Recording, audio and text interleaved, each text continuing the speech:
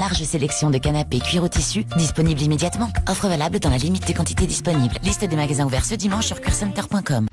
Le Grand Matin Sud Radio, 7h-10h, Patrick Roger, Cécile de Ménibus. 7h42, le petit déjeuner politique ce matin, c'est Alain Griset, ministre délégué chargé des petites et moyennes entreprises. Bonjour Alain Griset. Bonjour. On va parler d'un nouveau plan d'aide que vous allez nous révéler en exclusivité ce matin. Mais une question quand même avant cela. Les petites entreprises et une partie des commerces encore ouverts là, craignent un nouveau reconfinement. Est-ce que vous pouvez les rassurer ce matin, Alain Griset ? Tout d'abord, leur dire que le président de la République a choisi pour l'instant le couvre-feu. C'est un geste fort, parce qu'effectivement, tout le monde sait, le président est également en premier, que le confinement est quelque chose de difficile à supporter, pour les Français d'abord, mais également pour l'activité économique. Et donc, nous comptons tous sur le fait que chacun, à sa place, joue son rôle pour qu'effectivement, nous puissions tenir comme ça. Parce que on peut l'éviter, quoi. Hein. Si chacun respecte l'ensemble des gestes barrières, c'est ce que vous dites, quoi. C'est le principe. Hein. Le virus circule lorsqu'il y a du brassage et lorsque les personnes ne restent pas les distances, les gestes barrières. Ouais. Donc si chacun respecte ça, je pense qu'on a cette possibilité. On est sur un plateau depuis maintenant 15 jours, 3 semaines. On a vu que Noël, Nouvel An, globalement, il n'y avait pas eu de pic, ce qui est bien, parce que les Français ont joué les jeux. Bon, si on tient encore là quelques semaines, je pense qu'on est quand même dans une direction favorable, mais je pense que le président l'a dit, le Premier ministre également, on n'est pas à l'abri d'un confinement. Avec notamment le variant anglais, quoi, c'est ça. Oui, parce que ce variant diffuse plus, hein, et que donc il y a ce risque-là. Donc pour l'instant, encore une fois, là, on voit qu'on est sur un plateau relativement haut quand même, hein, mais c'est tenable. Donc, je pense que l'ensemble des entrepreneurs souhaitent effectivement pouvoir continuer à travailler, c'est important. Un mot sur les soldes. À Bordeaux, par exemple, les commerçants parlent d'effondrement des ventes entre les magasins dans les grandes galeries marchandes qui sont fermées, hein, et puis le couvre-feu à 18h. Est-ce que vous envisagez des mesures ou une extension de cette période pour écouler les stocks sur les soldes ? Pour l'instant, on n'a pas évoqué d'extension, puisqu'il y a toujours ces débats sur couvre-feu, confinement. Bon, on est à la moitié de la période. On fera l'analyse de ce qui va se passer dès que les soldes sont terminés. Avec Bruno Le Maire, on a évoqué le fait qu'on pourrait peut-être avoir une mesure spécifique sur les stocks. Oui, c'est ça. Bon, ça, c'est à l'étude, sur les stocks. Parce que certains, par exemple, dans les galeries marchandes, ils ne vont pas pouvoir écouler leurs stocks. C'est sûr. Je l'avais déjà dit au mois de décembre. À un moment donné, il faut analyser les choses, regarder. Il y a beaucoup de variations, hein. C'est pas linéaire, c'est pas partout pareil. Donc on voit bien qu'il y a une partie de l'activité en habillement, chaussures, qui depuis déjà quelques années d'ailleurs a des difficultés particulières. Bon, on regardera sans aucun doute. L'objectif, vous savez, depuis maintenant presque un an du gouvernement, c'est de trouver des solutions et de s'adapter à la situation. Oui. Alain Griset, venons-en aux aides. On a reçu ici, par exemple, des représentants de salles de sport qui n'arrivent pas à faire face à leurs charges, des charges fixes assez énormes. Qu'est-ce que vous pouvez leur répondre et leur apporter comme solution ? Vous savez, tous les jours, sans exception, je rencontre des représentants des différentes branches professionnelles. Et il y a beaucoup d'activités, avec des spécificités, des particularités. On voit bien que salle de sport, salle indoor, ce sont indoor, c'est comme beaucoup d'activités qui sont relativement récentes sur des modèles économiques. On a pris une décision qui était importante, puisque depuis le mois de décembre, il y a la possibilité de compensation de jusqu'à 10 000 euros de chiffre d'affaires. Ensuite, il y a la possibilité d'obtenir 20% des frais fixes. Un certain nombre de ces représentants nous ont indiqué que dans certains cas, en gros, avec 20% des frais fixes, on couvre 90% des entreprises. Puis on voit bien que dans certains cas, dans des grandes villes, où il y a des grandes superficies, 20% de frais fixes ne conviennent pas, ne suffisent pas, entre guillemets. Donc là, nous aurons dans quelques jours, je pense, un décret qui va permettre, en réalité, dans ces cas-là, de pouvoir avoir une prise en charge du frais fixe au-delà de ces 20% au regard de... Qui pourront aller jusqu'à combien ? C'est pas un pourcentage, qui va couvrir les frais fixes. Qui va couvrir les frais fixes. Donc à ce moment-là, pour les salles de sport, les salles indoor, etc., des activités un peu telles que celle-ci, qui ont des gros loyers, souvent, c'est ça, Ce sera des cas individuels qu'on va traiter individuellement, pour qu'effectivement, sur justificatif, on puisse payer ces frais fixes. Ce sera rétroactif ou ce sera uniquement sur la période qui vient ? Non, c'est des périodes qu'actuellement on est en train de traiter. On paye encore le mois de décembre. Oui. Donc c'est janvier et puis les prochains mois. Jusqu'à l'été, probablement. Ah ça, Oui. on ne sait pas. Oui. Ce que nous avons dit, c'est nous allons accompagner les secteurs en difficulté jusqu'au moment où l'activité reprendra correctement. Oui. Alors dans les salles de sport, certains nous disent que même à la reprise d'activité, il pourrait y avoir une période qu'on n'a pas encore définie, pendant laquelle les abonnés ne reviendraient pas. Oui. Donc tout ça, on va regarder. Encore une fois, la tactique, c'est peut-être pas le bon terme, mais en tout cas la façon dont nous travaillons à Bercy, Oui. c'est de dire systématiquement, nous regardons et on adapte les dispositifs. Oui, il y a aussi parfois des trous dans la raquette pour les entreprises, par exemple, de taille moyenne, quoi. Est-ce que vous pouvez adopter les dispositifs? Elles sont trop grandes pour faire partie des plus petites et puis pas assez grandes pour pouvoir tenir. Est-ce que vous pouvez les aider également, celles-ci? Vous savez, les trous dans la raquette, il y en a de moins en moins quand même. Oui, non, mais vraiment. Non, mais Alain Griset, c'est vrai. Il y en a moins on en en moins, trouve toujours. On a toujours des questions qui arrivent sur des trous dans la raquette. Ouais. Et c'est bien pour ça que j'ai plaisir de venir vous voir. Ouais. Mais ça va être de plus en plus compliqué. Non, mais aujourd'hui, nous avons des dispositifs qui, néanmoins, arrivent à couvrir vraiment les 99% des cas. Bon. Et même sur les ETI, on a eu des discussions avec la Commission européenne pour avoir des dispositifs plus puissants en termes de montant. Donc je pense réellement, alors hier j'avais une conférence téléphonique avec des entrepreneurs, c'est vrai qu'on voit encore que certains cas où il faut s'adapter. Donc on est plus maintenant presque sur des situations spécifiques, particulières, que sur des mesures transversales. Oui. Il y a aussi, évidemment, l'une des questions qui revient en permanence, ce sont les remboursements des prêts garantis par l'État. Parce qu'on dit, oui, c'est bien, mais il n'y a pas d'argent magique. À un moment donné, il faudra rembourser. Et est-ce que les conditions vont être revues, notamment sur la durée? Vous savez, c'est pas tout à fait nouveau. Je me souviens, avant d'occuper cette fonction, j'avais parlé du mur de la dette. Donc il y a effectivement cette crainte de certains de dire que entre les reports des cotisations sociales, les prêts qui existaient avant et les PGE, il peut y avoir un moment de blocage où il est plus possible de rembourser. Donc pour les cotisations sociales, je le rappelle quand même parce que c'est important, il y a un étalement sur 3 ans possible, qui n'est pas toujours utilisé par les entrepreneurs, mais c'est possible sur 3 ans.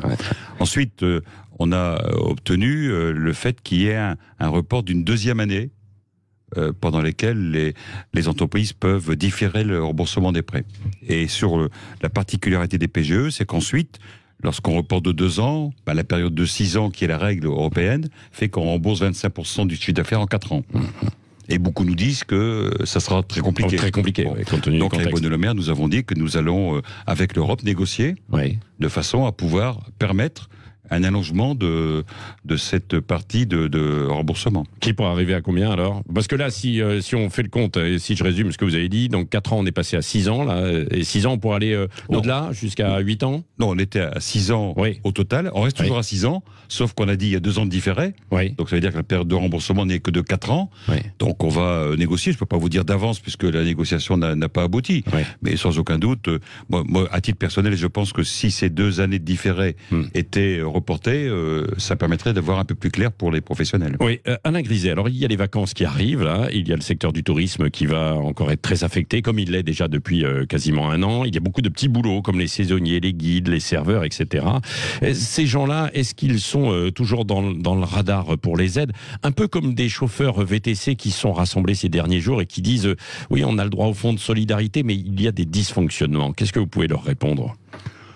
On compare je veux dire, 2 secteurs qui sont pas comparables, permettez-moi de le dire. Les chauffeurs VTC, ils sont en activité. Une activité à temps plein, entre guillemets. Même si, comme il y a moins de touristes, c'est la même chose. Non, pas tout à fait. Le statut n'est pas différent. C'est vrai qu'il y a moins d'activité sur Paris, c'est évident. Ils bénéficient du fonds de solidarité dans les secteurs SABIS, qui leur donne droit quand même à des montants importants. Sur les saisonniers, c'est pas pareil.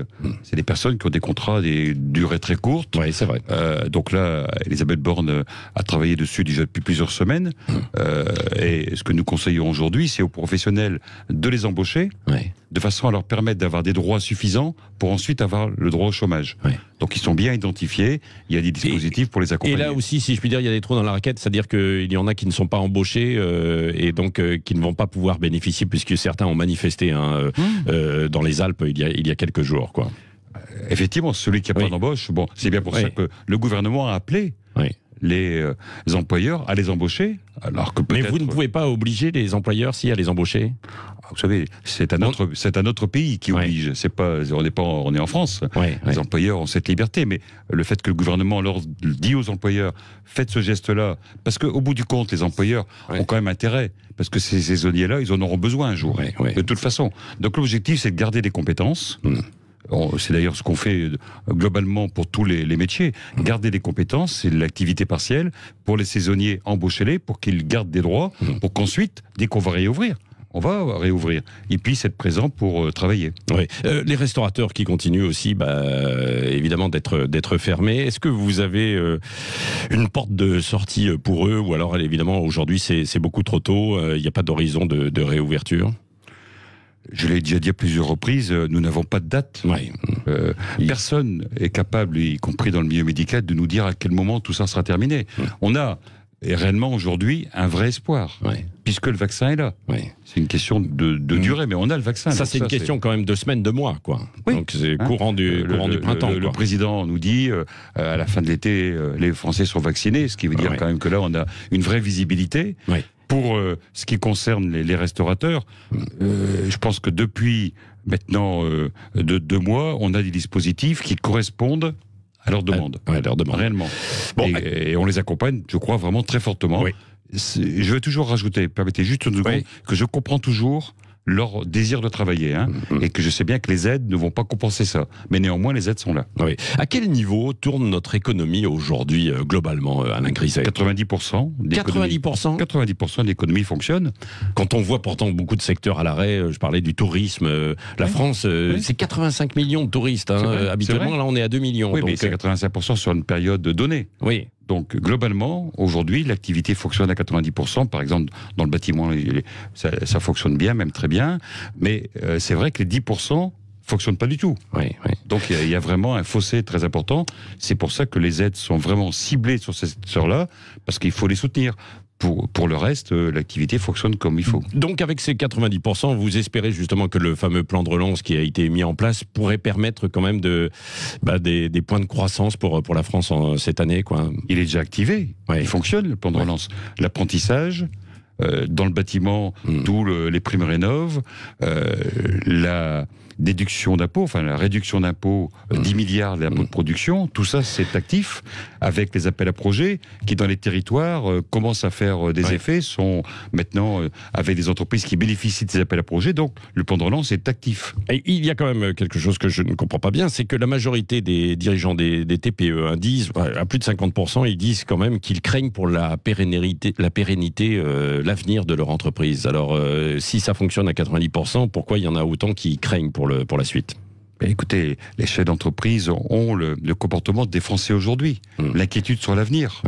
Parce que le virus, c'est quelque chose qui impacte fortement le moral des Français, la visibilité. Et donc, même ceux qui ont une activité qui fonctionne comme il faut se disent, mais est-ce qu'il n'y aura pas un nouveau confinement? Est-ce qu'il n'y aura pas de difficultés? Donc, on a cette ambiance qui, d'ailleurs, est un élément qui peut-être peut nous manquer pour la reprise. Il faut qu'il y ait de la confiance pour reprendre.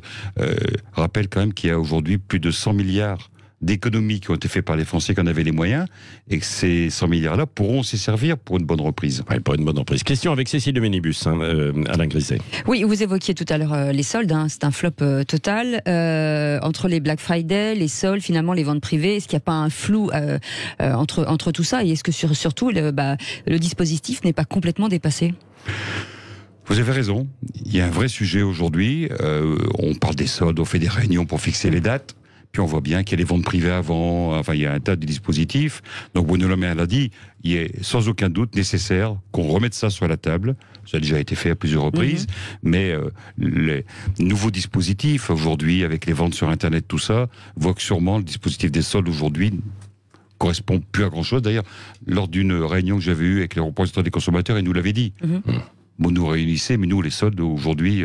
Donc on va sûrement regarder dans les prochaines semaines avec les professionnels de quelle manière, éventuellement, ça peut évoluer. Merci Alain Griset. Donc je rappelle que vous nous avez annoncé que donc les prêts garantis par l'État vont être revus. Vous essayez de revoir sur la durée, on évidemment, va engager sur une la durée. négociation. Oui, une négociation, et puis que les aides en fait pour des charges fixes pour certains secteurs, certaines entreprises, notamment les salles de sport, vont être là aussi revues. Et puis également sur les stocks qui resteront des soldes éventuellement. Là, il pourrait y avoir des mesures à terme. Merci Alain Griset, ministre délégué charge des petites et moyennes entreprises, qui était l'invité ce matin de Sud Radio. Et dans un instant, c'est le journal de 8h. À tout de suite. Sud Radio. Parlons vrai. Parlons vrai. Sud Radio. Sud Radio. Parlons vrai. Parlons vrai. Sud Radio.